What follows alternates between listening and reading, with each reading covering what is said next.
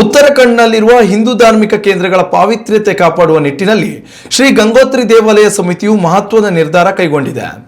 ದೇವಸ್ಥಾನದ ಸಮಿತಿ ನಡೆಸಿದ ಮಹತ್ವದ ಸಭೆಯಲ್ಲಿ ಇನ್ಮುಂದೆ ಹಿಂದೂಯೇತರರಿಗೆ ಗಂಗೋತ್ರಿ ಧಾಮಕ್ಕೆ ಪ್ರವೇಶ ನಿರ್ಬಂಧಿಸಲಾಗಿದೆ ಎಂದು ಘೋಷಿಸಿದೆ.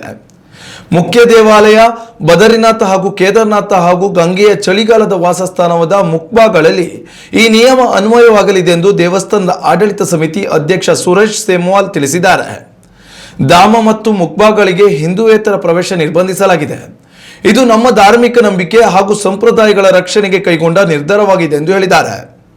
ಈ ವಿಚಾರವಾಗಿ ಬಿಜೆಪಿ ನಾಯಕ ಹಾಗೂ ಶ್ರೀ ಬದರಿನಾಥ ಕೇದಾರನಾಥ ದೇವಾಲಯ ಸಮಿತಿ ಅಧ್ಯಕ್ಷ ಹೇಮಂತ್ ದ್ವಿವೇದಿ ಮಾತನಾಡಿದ್ದು, ಈ ಹಿಂದೆ ಕೂಡ ಕೇದಾರನಾಥ ಹಾಗೂ ನಾನಾ ಪ್ರದೇಶಗಳಲ್ಲಿ ಹಿಂದೂಯೇತರರಿಗೆ ಪ್ರವೇಶ ನಿರ್ಬಂಧವಿತ್ತು. ಆದರೆ ಬಿಜೆಪಿಯೇತರ ಸರ್ಕಾರಗಳ ಅಧಿಕಾರಾವಧಿಯಲ್ಲಿ ಪ್ರವೇಶವನ್ನು ನೀಡಲಾಗಿತ್ತು. ಇದೀಗ ಹಳೆ ನಿಯಮ ಮರುಜಾರಿಯಾಗಿದೆ ಎಂದಿದ್ದಾರೆ. ಉತ್ತಮ ಸಂಸ್ಕಾರಯುತ ಶಿಕ್ಷಣದೊಂದಿಗೆ VSS English medium CBSE school Udupi Muddur. ನರ್ಸರಿಯಿಂದ 10ನೇ ತರಗತಿವರೆಗೆ ಶಿಕ್ಷಣದ ಜೊತೆಗೆ 5ರಿಂದ 10ನೇ ತರಗತಿವರೆಗಿನ ವಿದ್ಯಾರ್ಥಿನಿಯರಿಗೆ ಉತ್ತಮ ಹಾಸ್ಟೆಲ್ ಸೌಲಭ್ಯವೂ ಇದೆ. ನಿಮ್ಮ ಮಕ್ಕಳ ಪ್ರವೇಶಾತಿಗಾಗಿ ಈ ಸಂಖ್ಯೆಗೆ ಕರೆ ಮಾಡಿ.